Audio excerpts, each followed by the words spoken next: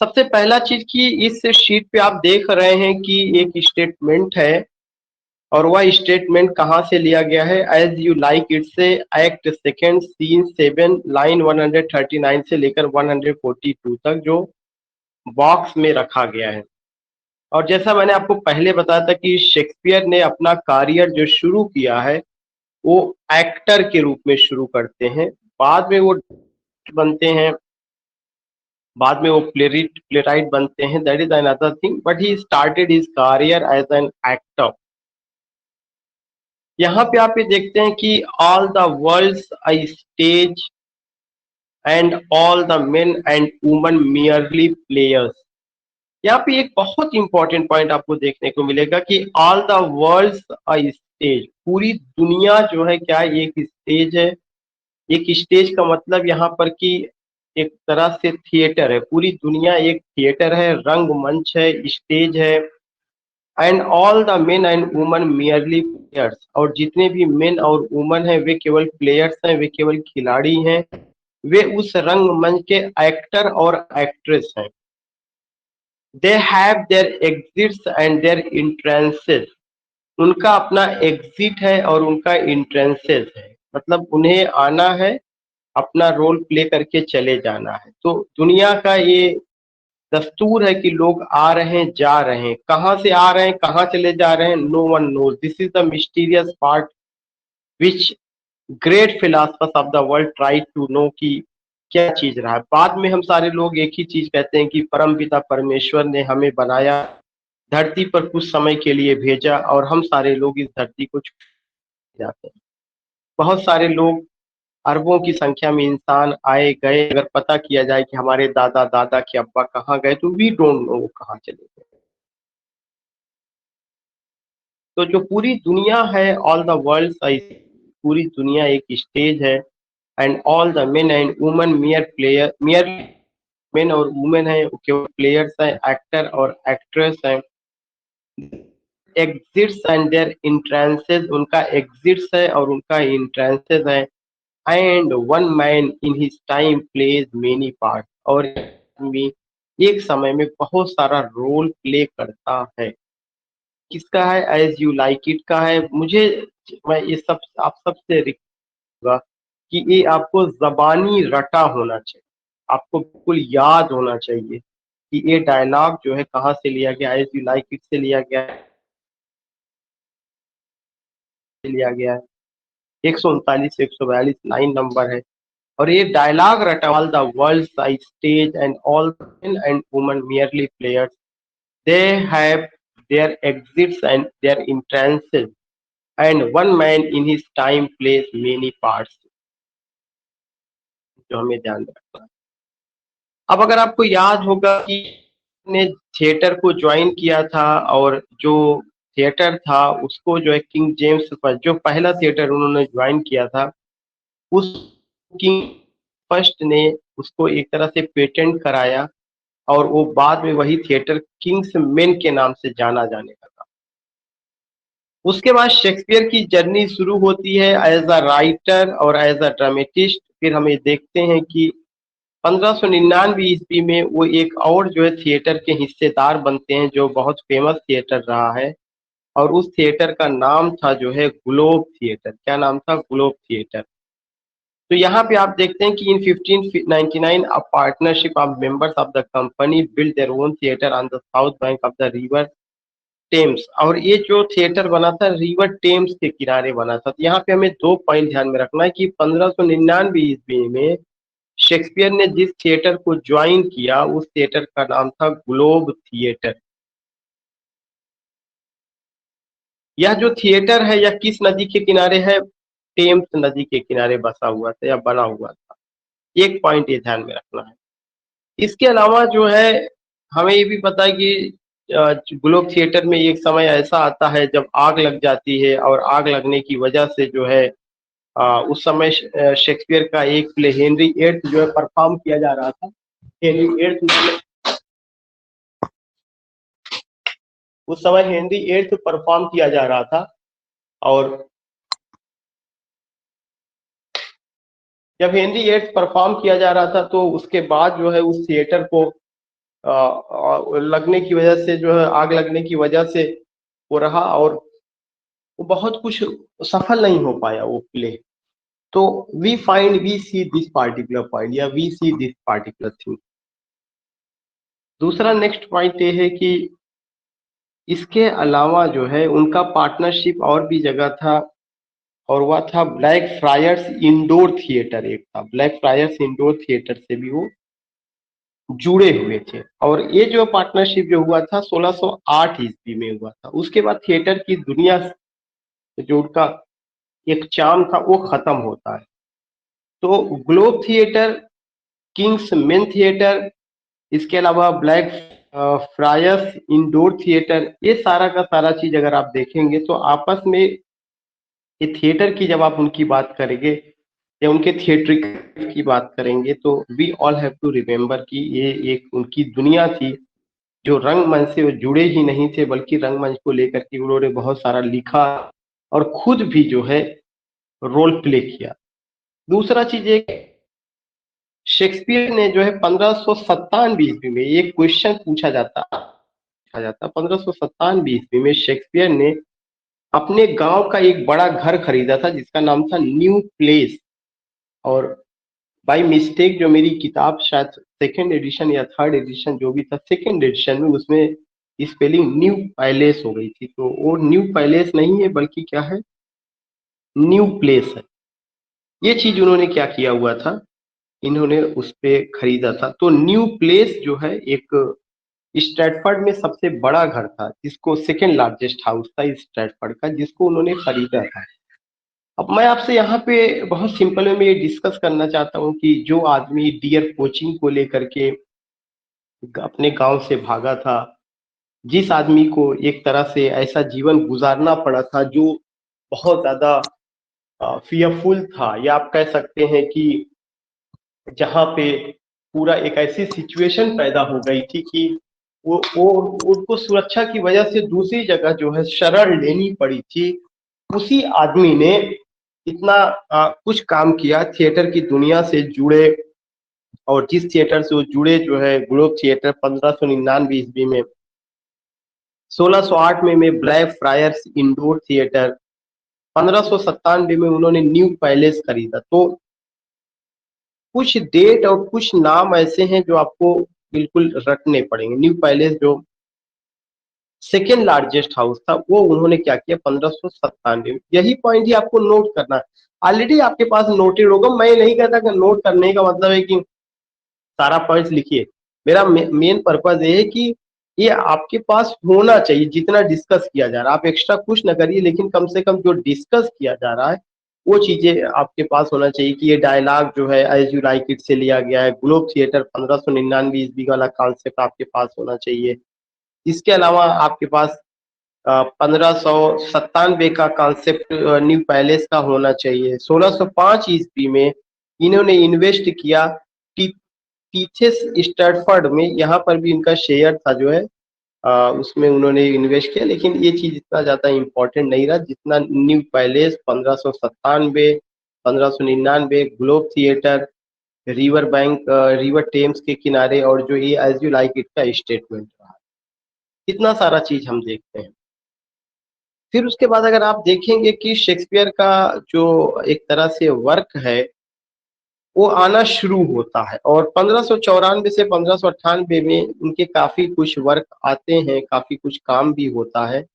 और इसी समय अगर आप देखेंगे तो बेन जॉनसन की भी एंट्री होती है। बेन जॉनसन भी अपना काम करना शुरू करते हैं और बेन जॉनसन का जो वर्क है every man in his humour, ये जो है आपका 1603 ईस्वी में आता है। 1603 ईस्वी में बेन जॉनसन का वर्क आता है। तो सॉरी 1598 ईस्वी में आता है बेन जॉनसन का वर्क।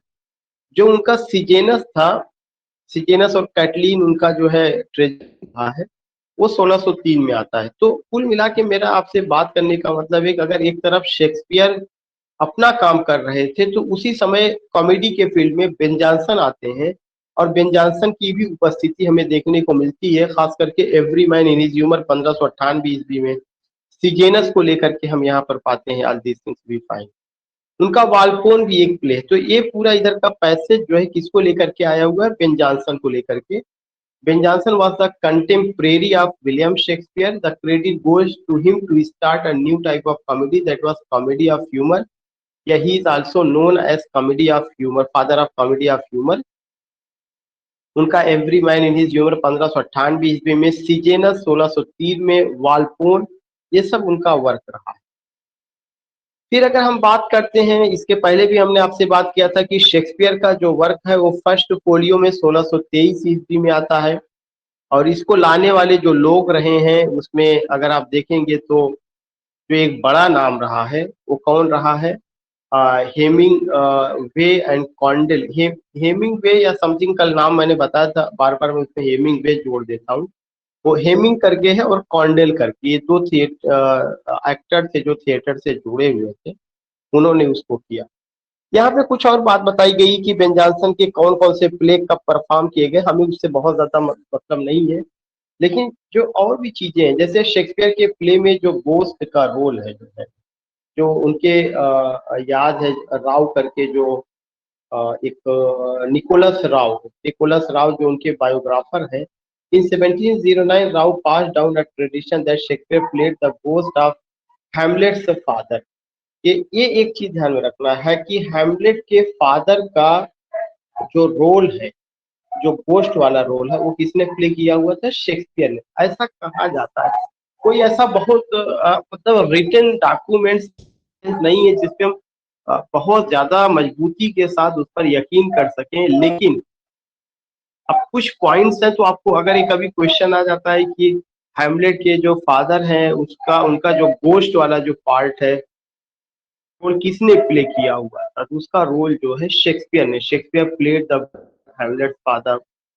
और इवन ये भी कहा जाता है कि बाद में जो है एडम का एक कैरेक्टर है, role As you like It में शेक्सपियर ने प्ले किया था। कोरस में हेनरी सिक्स का जो कोरस है उस रहे हैं, ये सब चीजें। लेकिन ये इसका जो सोर्स है बहुत ज्यादा डाउटफुल है, इंफॉर्मेटिव नहीं है। अब अगर क्वेश्चन बन जाएगा तो हमें मानना ही पड़ेगा। तो मैं पॉइंट बता रहा हूँ, जैसे अगर आपको मैंने 37 पेजेस मैंने भेजा है, तो ये 37 पेजेस सारा एक एक लाइन आपको नहीं नोट करना, जितना मैं सर्किल कर रहा हूँ, जितना मैं बता रहा हूँ, इवन आप नोट भी ना करिए, ये आपको पता होना चाहिए। जैसे 1623 में उनका पहला फोलियो आया, ये हम सबको पता है।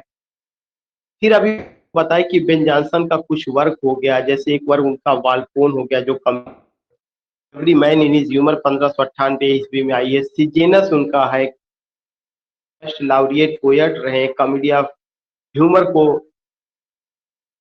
के रूप में जाने जाते हैं। तो आई जस्ट वांट कि अगर आप इन सब चीजों से गुजर रहे हैं तो आपको ये पता होना चाहिए कि क्या क्या चाहिए। अब यहाँ और नोट करने वाली चीज क्या है कि शेक्सपियर ने जो रोल प्ले किया है, कौन कौन सा रोल प्ले किया है।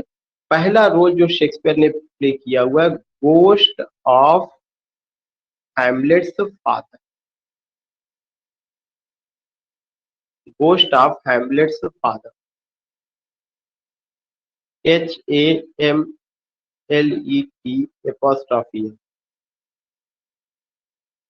हैमलेट्स के फादर का उन्होंने गोस्ट रोल प्ले किया। ये एक पॉइंट जो आपको ध्यान में रखना, अगर कभी आ जाता है तो ये बात कौन बताता है, उनके बायोग्राफर का क्या नाम है,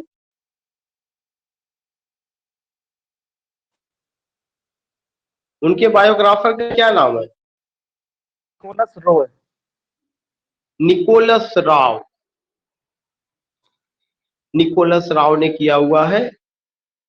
और इसके अलावा दूसरा रोल जो शेक्सपियर ने प्ले किया है वो एडम नाम के कैरेक्टर का प्ले रोल किया हुआ, और एडम जो कैरेक्टर है किसके, As you like It, As you like It की, ये भी कहा जाता है उन्होंने ये भी रोल। लेकिन मैं बार बार कहता हूँ कि इसकी कोई ऑथेंटिसिटी नहीं है, निकोलस राव ने या कुछ और लोगों ने अपने सोर्स जुटाए हैं, लेकिन ये बहुत ज्यादा ऑथेंटिक नहीं रहे। तीसरा पॉइंट ये है कि उन्होंने जो रोल प्ले किया, कोरस का जो रोल प्ले किया, कोरस का यूज किसमें किया गया, हेनरी फिफ्थ में। ये भी क्वेश्चन पूछा जा चुका है, शेक्सपियर के किस प्ले में कोरस का यूज है, हेनरी फिफ्थ में। वैसे जो है शेक्सपियर के प्ले में कोरस का यूज नहीं होता, लेकिन यह एक ऐसा प्ले हेनरी फिफ्थ जिसमें कोरस का यूज है। तो ये चीज मैं फिर से जानना चाहता हूँ कि जो शेक्सपियर हैं उन्होंने हैमलेट में किसका रोल प्ले किया है? सर हेमलेट्स फादर्स जो गोस्ट है। या ghost of Hamlet's father. As you like It में उन्होंने किसका रोल प्ले किया है? सर एडम का। एडम। हेनरी फिफ्थ में उन्होंने किसका रोल प्ले किया है? सर कोरस का। कोरस का। पहले लाउरिएट पोएट कौन है? Ben Jonson. Ben Jonson. Johnson sir. उनको क्रेडिट किस चीज का दिया जाता है? ड्रामाटिस्ट का सर। या sir comedy of comedy of humour का दिया जाता है। उनके कुछ प्लेस का नाम बताइए। Sir every man in his humour, every man out of humour. Yes. Alfonso. Shakespeare ने न्यू प्लेस जो घर था वो कब खरीदा? 1597 सर। सर 1597 1597 में। शेक्सपियर ग्लोब थिएटर से कब जुड़े थे? 1599 सर 99 सर। 1599 में। ग्लोब थिएटर में जब आग लगी थी उस समय कौन सा प्ले परफॉर्म किया जा रहा था? Julius Henry eight sir. 8 number sir. Henry 8। Henry eight हो रहा था। Henry. I just want to tell you कि ये लाइन कहाँ से ली गई है? All the world's a stage and all the men and women merely players. They have their exits and their entrances, and one man in his time plays many parts. As you As you like it sir। As you like it से लिया गया। Shakespeare को जो है किस आदमी ने आप स्टार्ट प्रो कहा था? Robert Greene. Robert Robert Greene. Greene sir. किस पैम्फलेट में उन्होंने कहा था? Sir groats worth worth of groats worth of wit में कहा था। किस आदमी ने कहा था tiger's heart rived in a player's hide? Robert Greene sir. Robert Greene sir. Robert Greene. और किस चीज का शिकार करने की वजह से उनको जो है स्टैटफोर्ड छोड़ना पड़ा और वो लंदन आए? Deer sir. Deer coaching. Deer poaching. वो डियर पोचिंग किसकी फैमिली का था? मैरी। Mary family. ठीक है। या Thomas Lucy? Sir Lucy family sir. Lucy family. अब उसके बाद जब वो लंदन आते हैं तो लंदन आने में उनका समय क्या था? ये घटना कब की हुई है? 1585 सर। 1580 5 1585 में। एनी हैथावे से उनकी शादी कब हुई? 27 नवंबर 1582 1582 में। एनी हैथावे कितने साल बड़ी थी? Sir 8 years. 8 years 8 years. इनकी बेटी का क्या नाम है? सर सुजाना। सुजन्ना। जो दोनों ट्विंस हुए हैं उनका क्या नाम? Sir Hamnet and Judith. Hamnet और जूडिथ। हैमनेट और जूडिथ नाम था। ठीक है। ठीक है। लंदन में उनका समय कब से कब तक गुजरा है? 27 years from in 11 from 1585 to 13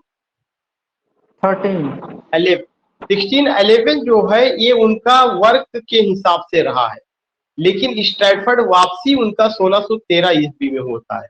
तो जब मैं क्वेश्चन ये पूछूंगा कब से कब तक गुजरा है, तो 85 से लेकर के 13 तक की बात करनी। जब मैं पूछूंगा उनका वर्क का कब से कब तक रहा, तो 85 से लेकर 11 तक का मामला।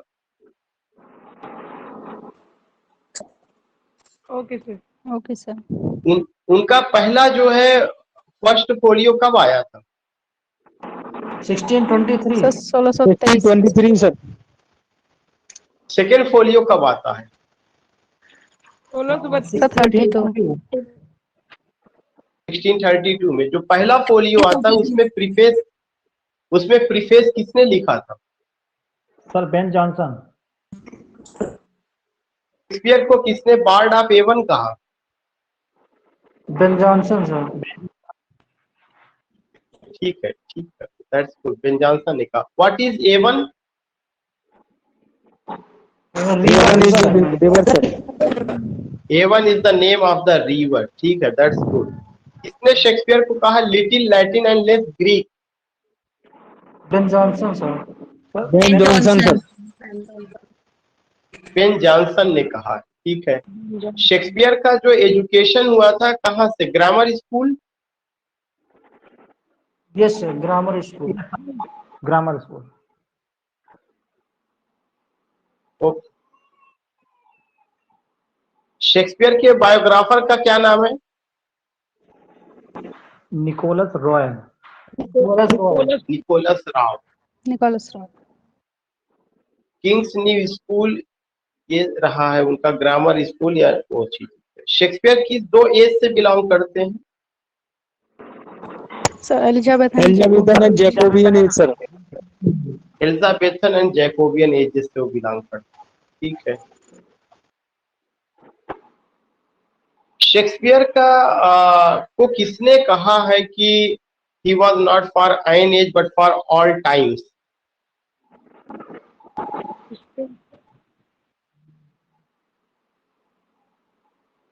Ben Johnson sir. Ben Johnson ने कहा। That's good. शेक्सपियर के फादर का क्या नाम था? John Shakespeare. शेक्सपियर के मदर का क्या नाम था? Mary Arden Shakespeare. As a writer what was not Shakespeare? एक राइटर के रूप में शेक्सपियर क्या नहीं थे? क्रिटिक नहीं थे sir. Essayist, short story writer.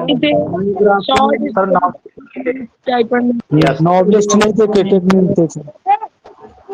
Okay, short story writer नहीं थे, नॉवेलिस्ट नहीं थे, और साथ ही साथ आप कह सकते हैं कि प्रोज राइटर नहीं थे। स्ट्रैटफर्ड क्या है? अगर यहाँ पे स्ट्रैटफर्ड अपॉन एवन इंग्लैंड लिखा हुआ तो स्ट्रैटफर्ड क्या है?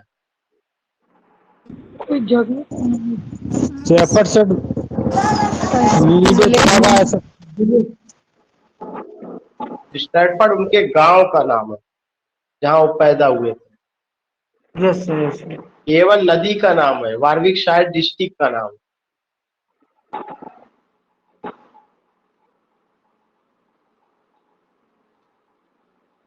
नाउ वी सी की इसके अलावा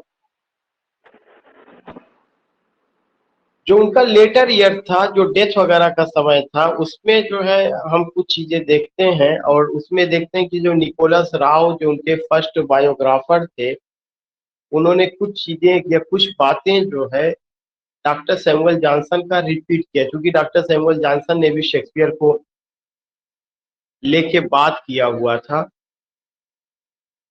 और अगर आप देखेंगे कि 2 इसका मतलब एक हमें ध्यान में रखना है, एक तो निकोलस राव जो बायोग्राफर हैं, और दूसरा जो है डॉक्टर सैमुअल जॉनसन। जहां तक डॉक्टर सैमुअल जॉनसन की बात है, उन्होंने शेक्सपियर पर एक क्रिटिकल एसे लिखा जिसका नाम है प्रीफेस टू शेक्सपियर। क्या नाम है? Preface to Shakespeare.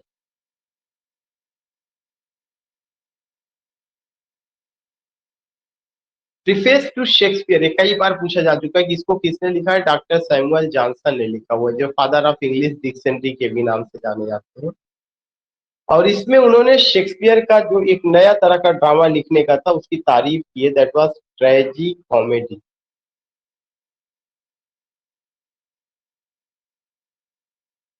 ट्रेजी कॉमेडी, उन्होंने उसकी तारीफ।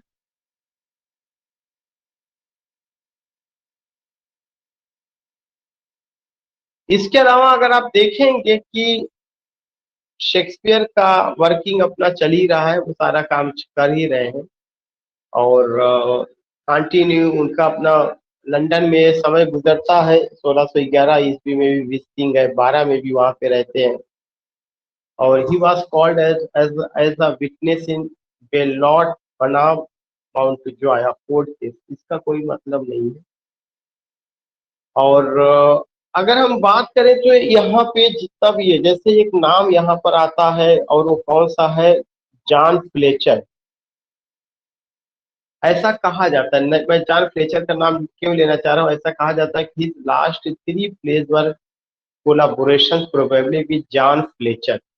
शायद कहा जा रहा है कि उनके लास्ट के जो 3 प्लेस थे वो एक तरह से कोलाबोरेशन में आया था। और किसके साथ कोलाबोरेशन में आया था? जॉन फ्लेचर के साथ। अगर कभी क्वेश्चन आता है कि शेक्सपियर के अंतिम 3 प्लेस किसके सहयोग से लिखे गए हैं, तो उस ड्रामेटिस्ट का क्या नाम है? John Fletcher, FLETCHER।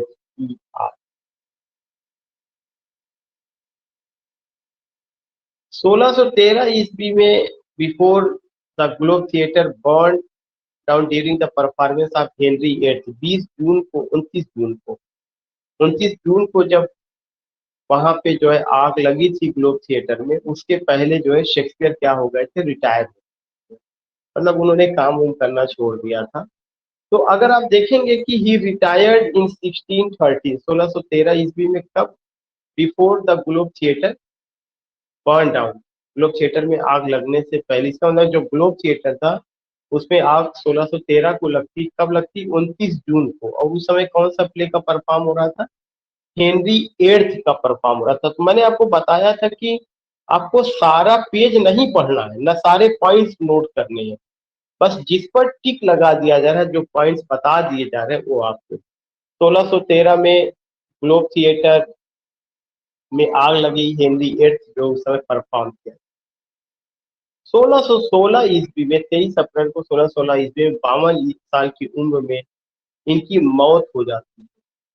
और he died within a month of singing his bell, a document which he begins by describing himself as being in perfect health। कुल मिला करके ये चीजें रहा है।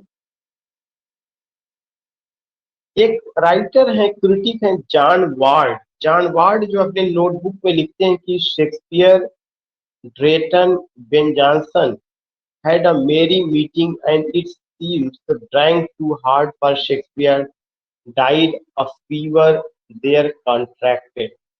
कह रहे हैं कि जो है शेक्सपियर, ड्रेटन और बेन जॉनसन की मेरी मीटिंग होती थी और यह बहुत मुश्किल था हजम कर पाना कि वो जो इस दुनिया को छोड़ के चले गए। ये चीजें जो है हमें ध्यान में रखना है। फिर आगे लिखते हैं कि एक उनका साथी उनको श्रद्धांजलि देता है और कहता है कि we wondered Shakespeare that thou went so soon. मुझे बहुत शौक लगता है कि शेक्सपियर इतनी जल्दी दुनिया को छोड़ करके चले गए। फ्रॉम द वर्ल्ड स्टेज, जिन्होंने बताया कि दुनिया एक स्टेज है, टू द ग्रेविंग्स टायरिंग रूम, कह रहे हैं कि दुनिया की स्टेज को छोड़ करके वो कब्र के टायरिंग रूम में, जो थकाने वाली चीज है, वहां पे आराम करने चले गए। तो यह एक श्रद्धांजलि है जो इनके एक चिंतक ने दी हुई है। तो अगर एक क्वेश्चन आता है कि शेक्सपियर के लास्ट 3 प्लेस को किसने कंप्लीट किया? जॉर्ज फ्लेचर ने। शेक्सपियर ग्लोब थिएटर में आग लगने से पहले रिटायर हो जाते हैं और कब लगती है? 29 जून है वो, जब हेनरी एट का परफॉर्मेंस हो रहा था 1613 में। शेक्सपियर की मौत 23 अप्रैल 1616 ईस्वी को हो जाती, 52 साल की उम्र। जॉन वार्ड नाम के एक हैं, उन्होंने लिखा Shakespeare, Drayton and Ben Jonson meeting had a merry meeting and it seems drank too hard for Shakespeare, died of a fever there contracted। एक और उनके जो है of the tributes from fellow authors, पहले उनके जो फेलो ऑथर से एक ट्रिब्यूट करते हैं कि we wonder Shakespeare that thou went, कि शेक्सपियर इतना जल्दी जो है दुनिया को छोड़ करके चले गए। आगे उन्होंने लिखा कि फ्रॉम द वर्ल्ड स्टेज, दुनिया की स्टेज को छोड़ करके वो कब्र में आराम करने चले गए। ये किसी ने कहा, किसी ने लिखा। वो अपने साथ जो छोड़ के गए अपनी पत्नी को, अपने डॉटर्स को, सुजन्ना को, जिनकी मैरिज एक फिजिशियन से हुई थी जिनका क्या जॉन हॉल था। तो उनकी बेटी की जो शादी हुई थी किसके किससे हुई थी, जो है सुजन्ना की शादी जॉन हॉल नाम के डॉक्टर से हुई। John hall. उसके अलावा जो और एक पॉइंट ध्यान में रखना है वाला है वो ये है कि जुडिथ जो उनके बेटे थे उनकी मैरिज थॉमस क्वीनी से हुई थी विंटर 2 months बिफोर शेक्सपियर से डेथ, शेक्सपियर की मौत से 2 महीना पहले। Shakespeare signed his last will and testament on 25th March 1616. The following day, his new son-in-law Thomas Queenie was found guilty of fathering an illegitimate son by Margaret Wheeler, who had died during childbirth. Thomas was ordered by the church court to do public penance, which would have caused much shame and embarrassment for the Shakespeare family. तो यहाँ पर एक चीज और point आता है कि Shakespeare जो है अपनी 2 बेटियों के साथ, एक तो इसमें बेटी तेरा जुडिथ और हैमलेट। जुडिथ भी बेटी के रूप में, कि Judith had married Thomas Quiney. Judith की शादी जो थॉमस क्वीनी के साथ हुई थी और थॉमस क्वीनी उनके दामाद थे, लेकिन वो थॉमस क्वीनी का इलीजिटिमेट रिलेशन किसी के साथ था और उनसे उनको एक बच्चा हुआ। चर्च वालों ने कहा कि तुम्हें पब्लिकली माफी मांगना है, और शेक्सपियर को इससे गहरा सदमा लगा था। ये कहानी चल रही है उनके परिवार का है, जो ठीक अपनी जगह वो सब चीजें हैं। बाकी उनकी डॉटर सुजन्ना, उनके एक दामाद जो जॉन हॉल थे, उन सब के बारे में हमने कभी सुना कि हाँ ये चीजें रही। अब अगर आप बात करते हैं शेक्सपियर को दफनाया कहाँ गया, तो हॉली ट्रिनिटी चर्च में दफनाया गया है। और अगर आप देखेंगे कि उनकी जो वाइफ है नी हैथावे हैं, ये सब चीजें हम लोगों को पता ही है। शेक्सपियर के ग्रेव पर लिखा हुआ Shakespeare's grave next to those of Anne Shakespeare. Shakespeare के ग्रेव के बगल में एनी शेक्सपियर की कब्र है। His wife and Thomas Nash the husband of his granddaughter, और उनके जो है Thomas Nash the husband of his grand, Thomas उनके ग्रैंड डॉटर की भी कब्र। Anne Shakespeare, his wife and Thomas Nash की कब्र है, जो कौन थे, the husband of his grand daughter, जो उनके ग्रैंड डॉटर के हस्बैंड थे। तो दीज थिंग्स वी फाइंड कि क्या क्या चीजें रही हैं।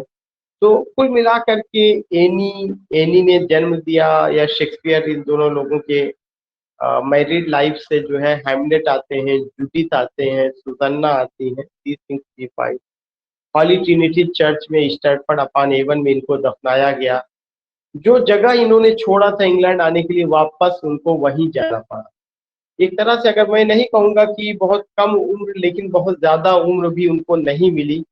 52 साल की उम्र में 37 play, 154 sonnet, 2 long narrative poems और भी चीजें कहा जाता है उनका लिखा गया। अंतिम 3 प्ले कहा जाता है जॉन फ्लेचर ने उनके साथ लिखा, और उन्होंने कुछ प्लेस में रोल भी प्ले किया, जिसमें एक नाम अभी हम लोगों का आया, एडम करो, जो एज यू लाइक इट का रहा है। हैमलेट में जो हैमलेट के फादर का जो पोस्ट है उसका रोल जो रहा है। हेनरी फिफ्थ में जो कोरस का रोल रहा, वो सब उन्होंने प्ले किया। और फिर उसके बाद जो है अगर आप देखेंगे उनका जहाँ चर्च है, जहाँ पे उनको दफनाया गया, यहाँ पे एक ये लिखा गया है, good friend for leave sake for bear to dig the dust enclosed here, blessed be ye man ye spare the stone and curst be he hole. ये जो है उनके जो जहाँ पे उनको दफन किया गया, उनके उस कब्र पर ये लाइनें लिखी गई थी। तो ये जो लाइनें हैं डायलेक्ट है, ओल्ड इंग्लिश में लिखा गया है वहाँ पे, और उसका जो है जो सारांश है वो यहाँ पे दिया जा रहा है, जो बहुत इंपॉर्टेंट है। Good friend for Jesus sake for bear. Good friend, एक अच्छा दोस्त जो जीसस के लिए जो है यहाँ पे वो दफन है। To dig the dust enclosed here, to dig the dust, और इतनी बड़ी शख्सियत भी इसी धूल में मिल गई। To dig the dust enclosed, कब्र खोद कर उसको यही इनक्लोज किया गया। Blessed be the man that spared these stones, कह रहे वह आदमी भी बहुत ब्लेसिंग वाला होगा। Blessed be the man that spares, जो कुछ समय खर्च करता दीज स्टोन्स, इस कब्र पर आकर के। And cursed be he that moves my bones, कह रहे एंड कर्स्ड बी ही, और उसके लिए अभिशाप है, दैट मूव्स माय बोन्स, जो मेरे bones को मूव करता। मूव करने का मतलब कि कुल मिला करके उतना इतनी बड़ी शख्सियत, और जो उधर से जाए वो जो है शेक्सपियर का जो एक रुतबा है, एक जो मर्तबा है, वहाँ पे उनके जो है ब्लेसिंग्स को लेने की या उनके उस कब्र को देखने की जरूरत है कि दुनिया की महान शख्सियतें रही हैं जो मिट्टी में मिल गई हैं। तो किसी को अपनी किसी चीज पर गर्व नहीं करना चाहिए कुल मिलाकर के। Sometime before 1623, funerary monument was erected in his memory on the North Hall with half effigy of him in the act of writing. ये सारा चीज रहा है, खैर अपनी जगह है। पहला फोलियो 1623 ईस्वी में आया, these things we find। और अगर आप देखेंगे कि शेक्सपियर जहाँ पे दफन किए गए, बाद में जो है Shakespeare has been commemorated in many statues and memorials around the world, including funeral monuments in Southwark Cathedral and Poets Corner, Westminster अबे। जो पोयट्स कॉर्नर है वेस्टमिंस्टर अबे, जो एक बहुत ही पवित्र जगह है कहा जाए, और वहां पर भी उनको दफन किया गया। और क्योंकि इंग्लैंड के बड़े बड़े पोएट जो है वहां पे दफन है, तो दफन होने का मतलब ऐसा नहीं है जैसे वहां पे वो दफन किए गए, कहाँ पे दफन किए गए, आप कह सकते हैं कि स्टैटफोर्ड अपॉन एवन में हॉली ट्रिनिटी चर्च में।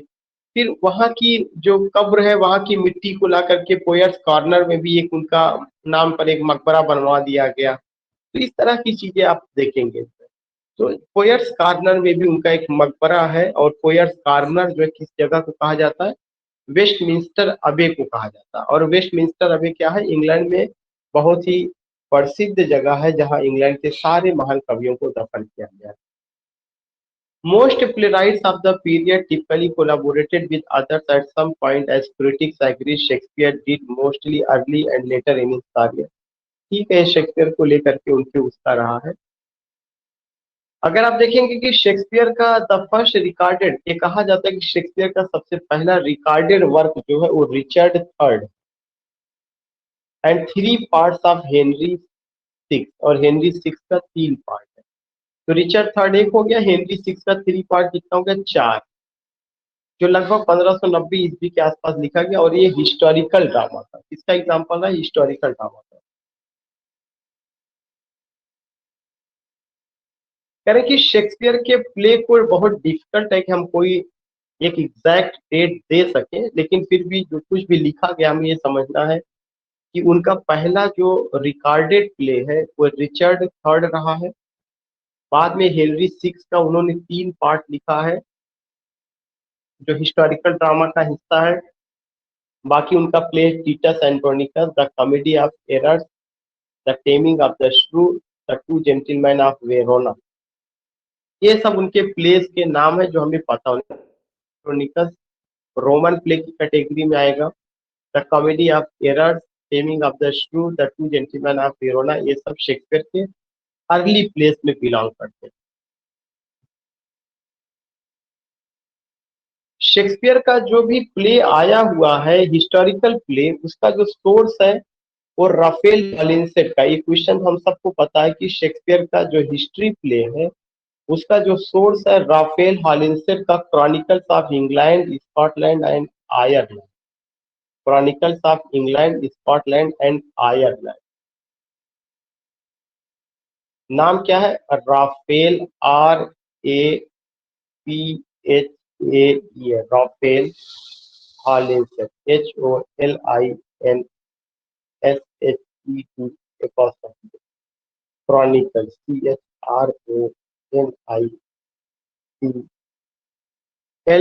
क्रॉनिकल। कैसा chronicle? Chronicles of England, Scotland and Ireland का क्रॉनिकल। ये चीज रहा जो हमें ध्यान में रखना चाहिए। तो मैं इस क्वेश्चन को जानना चाहूंगा कि शेक्सपियर का जो हिस्टोरिकल प्लेस है उसका सोर्स क्या है?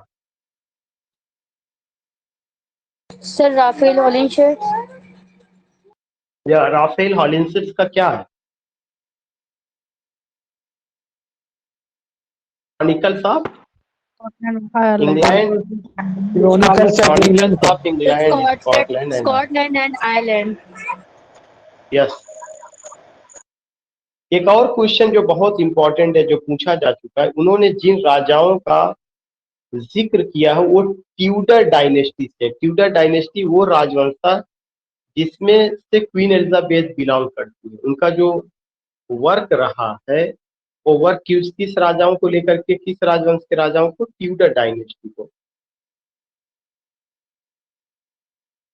उनके ड्रामा पर जिसका असर है, थॉमस किड से वो प्रभावित थे, क्रिस्टोफर मार्लो से प्रभावित थे, सीनेकन ट्रेजिडी से प्रभावित थे। थॉमस किड का कौन सा प्ले था?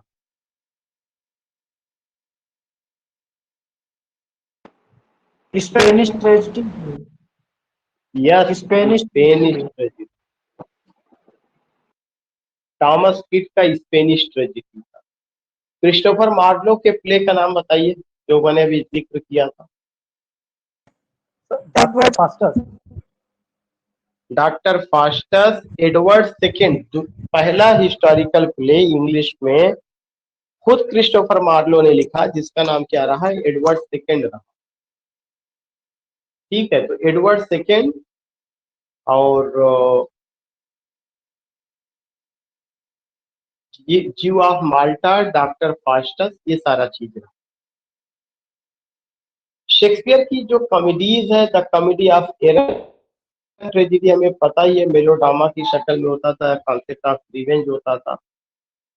शेक्सपियर की कॉमेडी है the comedy of errors, the taming of shrew, the two gentlemen of Verona, all this is we find.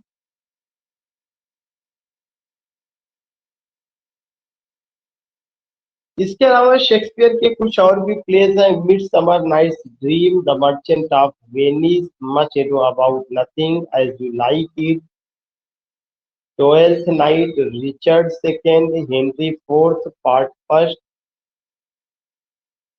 And second, Henry fifth, Romeo and Juliet. मैं ये नहीं कहता कि इसमें ये सारा चीज है, ये सारा नाम आपको पता है, ये सारा नाम आप जानते हैं, लेकिन फिर भी मैं एक बार ये बता दे रहा हूँ। कुछ और प्ले मिडसमर नाइट्स ड्रीम है, द मर्चेंट ऑफ वेनिस है जो ट्रेजिक कॉमेडी का एग्जांपल है, मच एडो अबाउट नथिंग है, As you like It pure comedy है, ट्वेल्थ नाइट प्योर कॉमेडी है, रिचर्ड थर्ड ये आपका जो है लिरिकल प्ले की कैटेगरी में आता है, रिचर्ड सेकंड सॉरी, और प्रोज कॉमेडी और हिस्टोरिकल प्ले भी पूछ रहा है।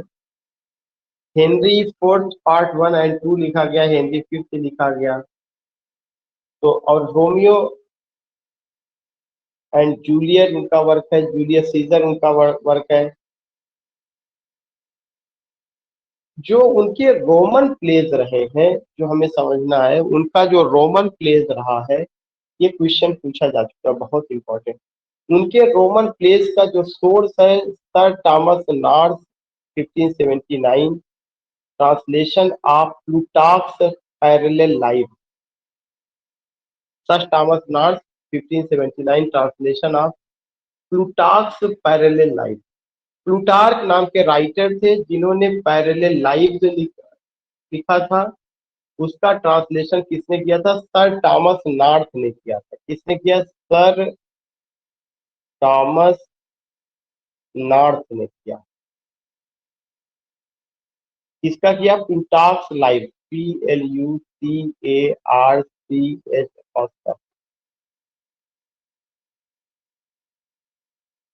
प्लूटार्क्स लाइफ।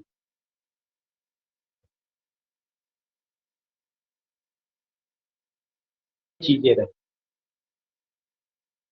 मैं यहीं तक ही इसको करूंगा, और अगर आप देखेंगे इसमें और जिन चीजों को हमें ध्यान में रखना है, तो सोर्स आपको बहुत ज्यादा हॉलिंसस का जो क्रॉनिकल रहा है, राफेल हॉलिंसस का, उससे शेक्सपियर का हिस्टोरिकल प्ले आया हुआ है, और प्लूटार्क के लाइफ से रोमन प्ले आया हुआ है।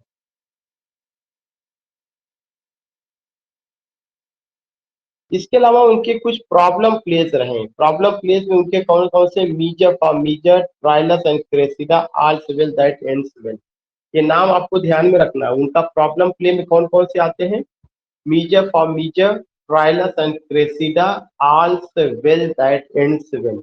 ऊपर का जो बताया गया है उसमें कौन कौन सा था? प्योर कॉमेडी, कॉमेडी, और साथ ही साथ bitter comedy.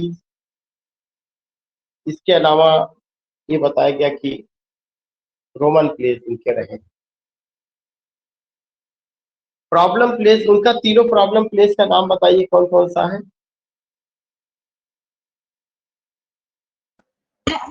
Measure and measure. Measure, Trials and Trials and Cressida, procedure. Suppose that ends well. Else that ends well. Hamlet उनका प्योर ट्रेजिडी है। इसमें सारे लिखी का यूज किया गया, to be or not to be, that is the question. ये सब आपको सबको पता है। ओथेलो उनका प्योर ट्रेजिडी है। किंग लियर उनका प्योर ट्रेजिडी है। मैकबेथ उनका प्योर ट्रेजिडी है। एंटोनी और क्लियोपैट्रा उनका लव ट्रेजिडी है। कोरियोलेनस उनका ट्रेजिडी है। All this things we find. इसके अलावा उनके कुछ रोमांसेस हैं। Cymbeline, the winter's tale, the Tempest.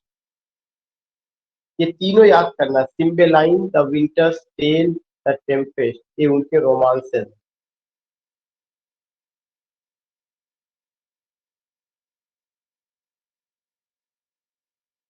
You find here what you find here कि Cymbeline, the Winter's Tale, the Tempest, Antony and Cleopatra, Coriolanus, Lady Macbeth, Othello.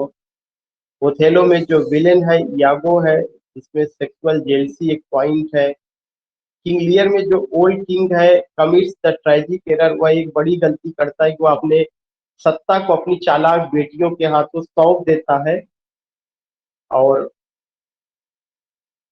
उसमें एक जो बड़ा इंपॉर्टेंट कैरेक्टर है अर्लाफ ग्लाउसेस्टर, वो बेचारा अंधा कर दिया जाता है। And the murders Lear's youngest daughter Cordelia, और इसमें दिखाया जाता है कि जो किंग लियर की यंगेस्ट डॉटर कॉर्डेलिया, उसकी हत्या भी कर दी जाती है।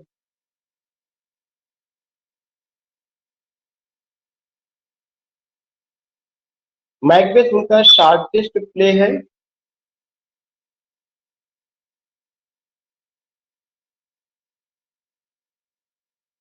अनकंट्रोलेबल एम्बिशन इसमें दिखाया गया है। लेडी मैकबेथ का दिखाया गया कि क्या रोल उनका रहता है। तो इस तरह से अगर उनका जो वर्क है 20 पेज तक हम लोग कवर कर ले रहे हैं। हेनरी एट्थ उनका प्ले है।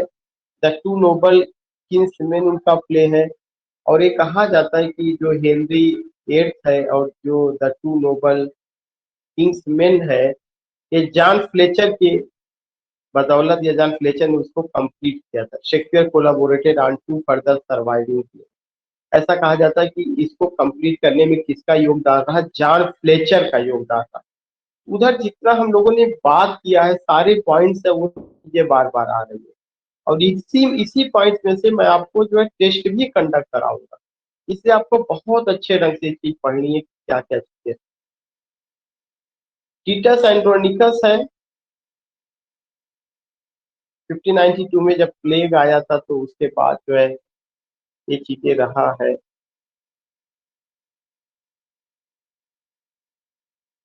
Julius Caesar. तो हमने यहाँ तक किया है।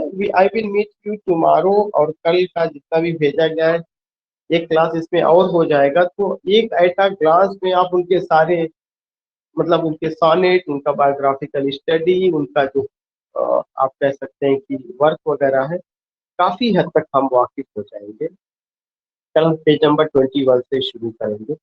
बाकी जो ट्रेजिडीज हैं, हैमलेट है, ओथेलो है, किंग लियर है, ये सब हम लोगों को पता है। जो लॉर्ड चैम्बरलेन का थिएटर का था उसको 1603 ईस्वी में किंग ने जेम्स फर्स्ट नाम बदल के किंग्स मैन कर दिया था, ये सब भी हम लोगों को पता है। द मर्चेंट ऑफ वेनिस उनका जो प्ले है, ये जो है ब्लैक फ्रायर थिएटर में परफॉर्म किया गया था, और ब्लैक फ्रायर थिएटर एक इंडोर थिएटर था। Indoor black friar theatre indoor theatre था। ग्लोब थिएटर 1599 में उन्होंने ज्वाइन किया है। In Cymbeline for example Jupiter descends in thunder and lighting, कोई बात नहीं, इधर सिम्बलाइन उनका एक प्ले है। All these things we see. तो we will talk about page number 22 पर, बस इतना ज्यादा। जैसे एक उनका प्ले सिम्बलाइन है, उनका कुछ वर्क जैकोबियन एज में भी आया है। उनका एक play the merchant of Venice है जो ट्रेजिक कॉमेडी का एग्जाम्पल है। और जो लॉर्ड चैम्बरलेन्स मेन कंपनी था उसको किंग्स मेन कर दिया गया था बाई जेम्स फर्स्ट के द्वारा, king James first. Othello, Macbeth, King Lear, Hamlet उनका ट्रेजिडी है। हैमलेट में डिले इन एक्शन है, ओथेलो में जेलस है, किंग लियर में जो है क्रीडुलस है, जल्दी विश्वास करके अपनी छुपी बातों में आकर के दे देते हैं। मैकबेथ में इविल एम्बिशन है। These things we find. और ये कहा जाता है कि हेनरी एट्थ और एक और प्ले था हेनरी एट्थ, जिसको जॉन फ्लेचर ने कंप्लीट कराया हुआ है, या जॉन फ्लेचर का उसमें कंट्रीब्यूशन रहा। Henry eighth and the two noble kinsmen, the two noble kinsmen. तो just giving you final touch here. We will meet tomorrow, और मुझे उम्मीद है कि you have enjoyed this session. और मैंने बताया था कि हम इसके बाद टेस्ट पर ज़्यादातर बात, तो you can inform test C.